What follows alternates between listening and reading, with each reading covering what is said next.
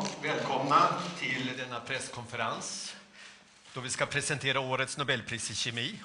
Welcome to this press conference where we will present this year's Nobel Prize in Chemistry. We will keep to our tradition and start in Swedish and then continue in English.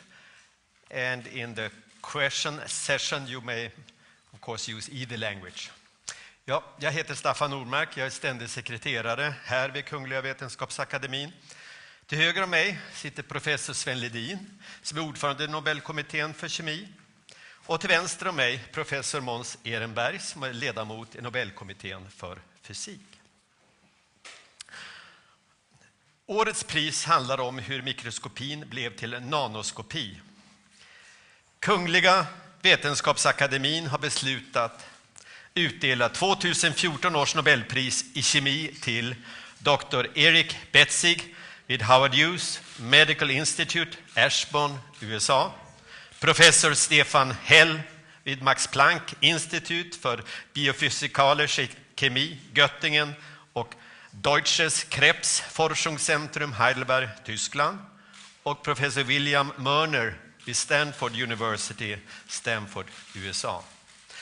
Akademins motivering lyder för utveckling av superupplöst Fluorescence microscopy. This year's prize is about how the optical microscope became a nanoscope. The Royal Swedish Academy of Sciences has decided to award the 2014 Nobel Prize in Chemistry to Dr. Eric Betzig at Howard Hughes Medical Institute, Ashburn, USA, Professor Stefan W at Max Planck Institute for Biophysical Chemistry, Göttingen, and the German Cancer Research Center, Heidelberg, Germany, and Professor William Moerner at Stanford University, Stanford, USA, for the development of super-resolved fluorescence microscopy. Professor Sven Ledin will now give us a short summary, please. Thank you, Staffan. Now, this year's, could someone please do something about the resolution? That's a question that microscopists have asked for many years. Ever since the invention of the microscope, this has been the challenge. We see new things, but we see that there are more things to see. In 1873, Ernst Abbe proved that the theoretical limit to resolution is about half the wavelength of the light used. For visible light, that translates to about 200 nanometers. Now, a single human hair is about 100 micrometers. That's 500 times larger than this limit. So objects of that size are very easily studied with conventional microscopy.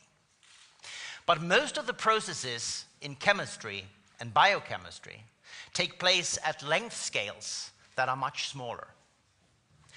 A typical bacterium is about 200 nanometers across, corresponding to the Abbe limit, which means that if we study bacteria in the light microscope, they will be featureless blobs, just like our laureates right now. This prize celebrates the circumvention of the Abbe condition. And 3 scientists have contributed to break this limit in 2 different ways. Stefan W developed stimulated emission depletion microscopy, STED. And Eric Betzig and W.E. Moerner laid the foundations for single fluorophore microscopy. Now, why is this important? Electron microscopy has a much higher resolution and can be used to study structures in atomic resolution. But electron microscopy does not allow us to study living cells or the processes within them. The work of the laureates has made it possible to study molecular processes in real time. It's been used to study the dynamics of transcription and translation, that is, the reading of DNA and the transference from that to proteins. It's enabled us to look at how proteins associated with disease aggregate, for example, in Alzheimer's, Huntington's, and Parkinson's disease. And it's even shown us the structural dynamic changes to neurons in the brain that takes place during learning processes.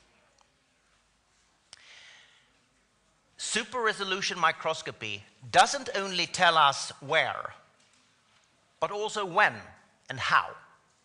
And that is the greatness of this development. Biology has turned to chemistry. Chemistry has turned into biology. Guesswork has turned into hard facts, and obscurity has turned into clarity. Now, could we please have that clarity back? Lovely. Now, we can observe E. coli, just like the laureates on the screen, in all the glory of super resolution, without having to kill them, slice them, fixate them, and subject them to intense radiation and high vacuum. They can be studied in real time while they live long and prosper. Back to you, Staffan.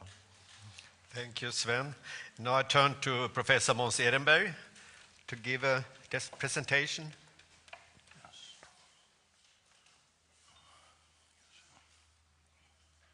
So this prize, as you have learned already, is about seeing.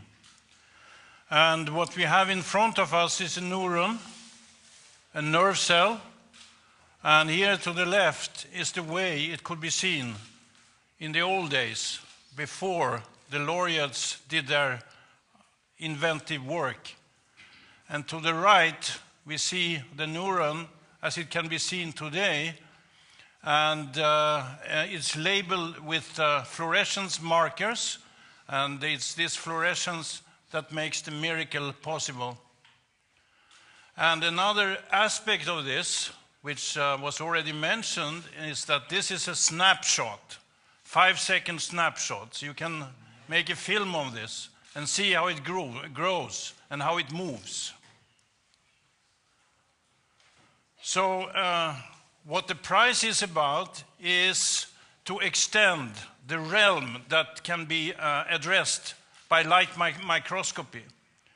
So today, or one could traditionally look at ants with very good results. And the hair, as we have learned from our chairman of the committee, and the mammalian cell can be seen quite well. But a bacterium, you can see a little bit about the shape of it, but you can see no internal structures. Human mitochondrion, well, you can see the shape, but nothing of its internal structures. The virus, a protein, and a really small molecule, all of them will look the same in traditional light microscopy. And the laureates' work has now expanded what we can do with light microscopy from bacteria down to really small organic molecules.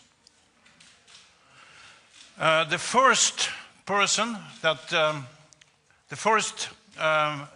observation we can make is that the diffraction limit that Sven Ledin was talking about makes it impossible to focus a laser beam down to a very, very small spot.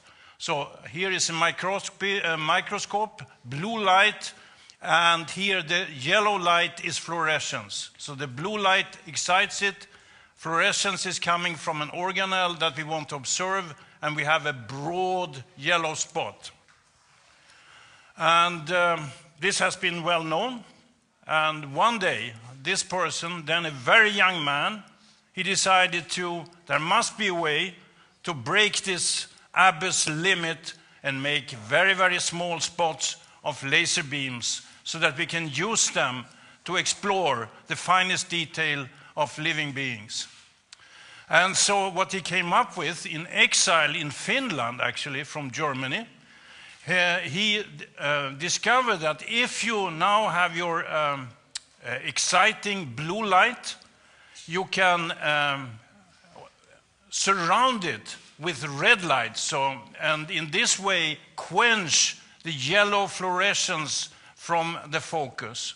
So here you see fluorescence, and here you see the quenching red light. And if you now increase the intensity of the red light surrounding the fluorescence in the middle, the fluorescence intensity gets sharper and sharper and sharper. When you really have a lot of red light, you see you can make a very, very sharp focus all of a sudden. This had been considered to be impossible ever since the microscope was invented. And then, when you have this sharp focus, what you do, you let your laser beam scan your sample with an organelle, for instance, and you can scan it in X and Y and Z directions, in the side and also in the depth, and then you can make a very, very sharp picture of an organelle, which is now a mitochondrion. Huh? Okay. And here is a bacterium. It was the first experiment where Stefan W demonstrated his principle experimentally.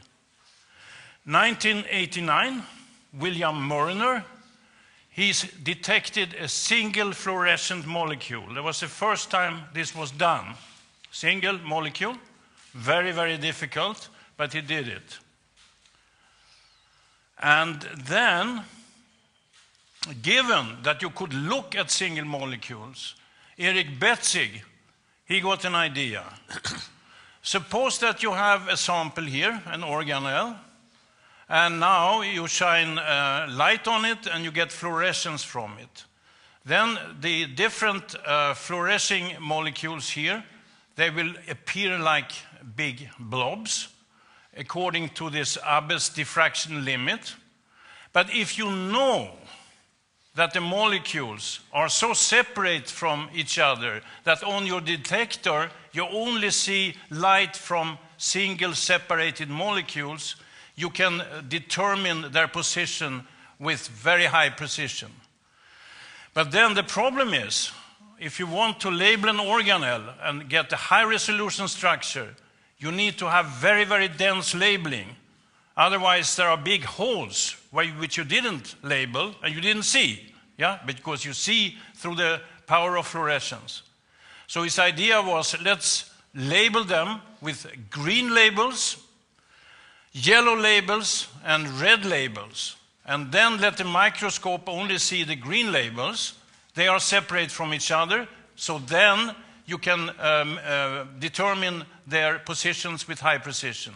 The yellow ones are also separate from each other. You can determine their position. And the red ones the same. And if you put all these pictures together, you can get a reasonably well-labeled organelle. However, what you really want to have is this. And for this, you may need like thousands of colors that can be separated by the microscope. And so this didn't work practically, although it was a brilliant idea. So then one day, William Moerner discovered a photoactivatable protein, a green fluorescent protein. And we see it here. It looks like a can of beer. And if you shine light, 488 nanometers on it, it blinks 10 times, as you noted maybe. And then it's turned off, so nothing happens. However much light you shine on it, nothing happens. But then, if you shine another type of light with 405 nanometer wavelength, and then start to shine the 488 nanometers, it blinks again. So it has been activated. It was turned off, and it could be activated. And from this type of proteins, they started to become developed. And then Eric Betzig got a solution to his problem. And so if you now have a green fluorescent protein here, all of them are quenched, turned off, and then you send in a pulse and you activate, say, 1 per mil of them. And then all these are now separate from each other so that you can determine their positions very, very well. And then you run them until they are bleached out and disappear irreversibly. And then you activate another fraction and you determine its positions. And then another fraction, and another fraction, and another fraction, all these small fractions, and you run them out. And then in the end, you have a whole stack of pictures, and you put them together, and you get a beautiful mitochondrion with fantastic resolution. And that was the intimate work between Eric Betzig and William Moerner. They didn't work together, but they could do these things in a way together. And so, here is a result from Betzig's first application of his method called PALM. So here is what's an organelle called lysosome. And here is what you see when you have diffraction limited resolution. And this is what Betzig's method gave, you see. And then this one is expanded, and here is the Abbe's diffraction limit, and you can see the single proteins here. It's a fantastic improvement. And so, from these considerations, we have awarded the Nobel Prize to these three persons: Eric Betzig, Stefan W. and W.E. Moerner. Thank you very much, Professor Ehrenberg. We're now trying to get hold of Professor Stefan Hell, and I think we have him online from a phone in Germany. Good day, Professor Hell. Hello, hello. Congratulations. Thank you so much. So, Professor Hell, I'm sitting here in the session hall at the Royal Swedish Academy of Sciences, and we have a number of journalists from all over the world that are here. And I think some of them are eager to ask some questions. And, sure. And here comes the first one. Hello, Professor. Herzliche Glückwünsche. Congratulations. Dankeschön. Thank you. This is Swedish television, SVT, your our live broadcast. Something has already been said about your work. Could you describe the significance of it in your own words, please? Yes, I mean, light microscopy is very important to the life sciences because the use of focused light is the only way that allows you to see living things. However, the resolution of light microscopy was fundamentally limited to about, say, fifths of thousandths of a millimeter. And if you want to see, say, protein distributions at much higher resolution, at much smaller scales, this was simply impossible, and definitely not in live cells. Now, what we have found is that you can overcome this limit. You can see details at much, much higher spatial resolution. And this, of course, discloses how the cell works at the nanometer scale. So that's at the molecular scale, at the macromolecular scale. And this is, of course, very, very important to A, understanding how the cell works, and B, understanding what goes wrong if the cell is somehow diseased, if a disease sets in or something. So it's very important for understanding physiology at cellular level and, of course, understanding disease at cellular level. If I may continue, Sure. could you say something about how you got the idea? Yeah, so actually the reason why I came across this diffraction problem was that I worked during my PhD thesis on light microscopy method called confocal microscopy method, but not for the life sciences, not for fluorescence. It was basically for microstructure inspection. I got bored with the topic, so I felt this is kind of 19th century physics. And I was wondering whether there is still something profound that could be made with light microscopy.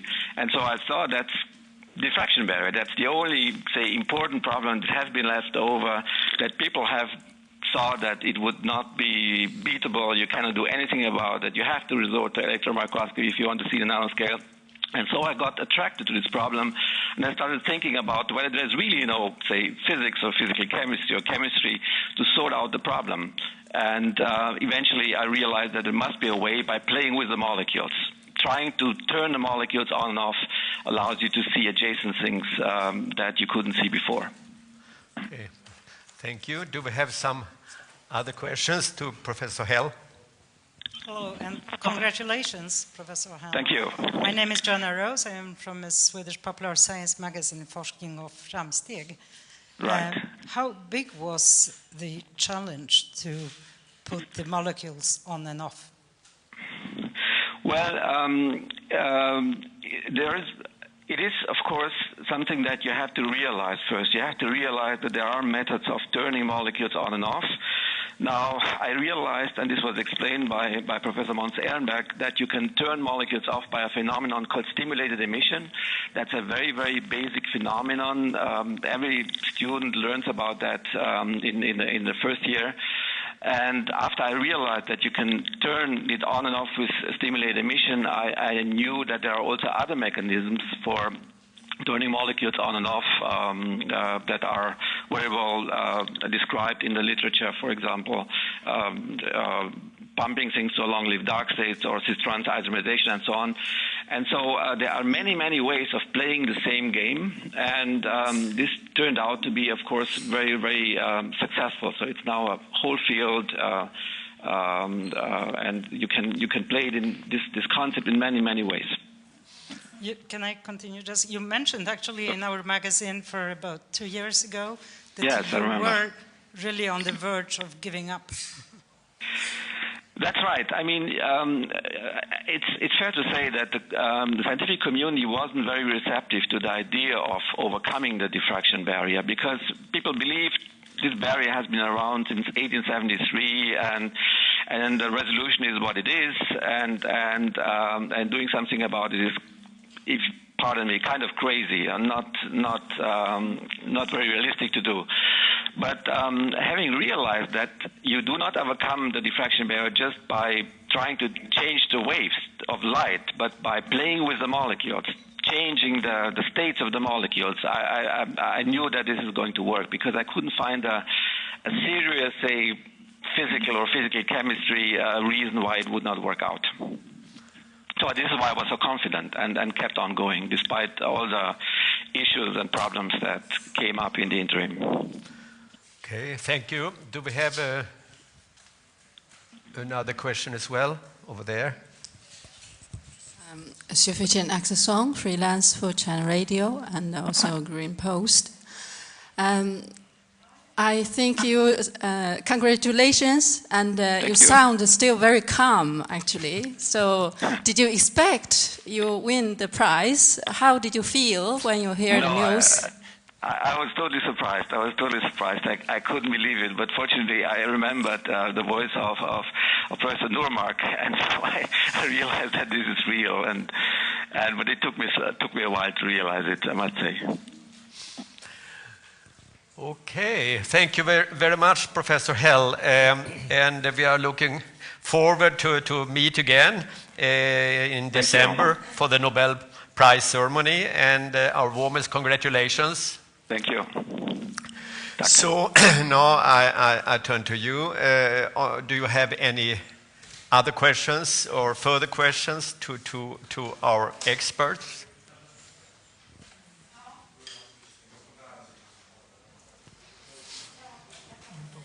Jag undrar, finns det någon gräns för hur stor upplösningen kan bli nu?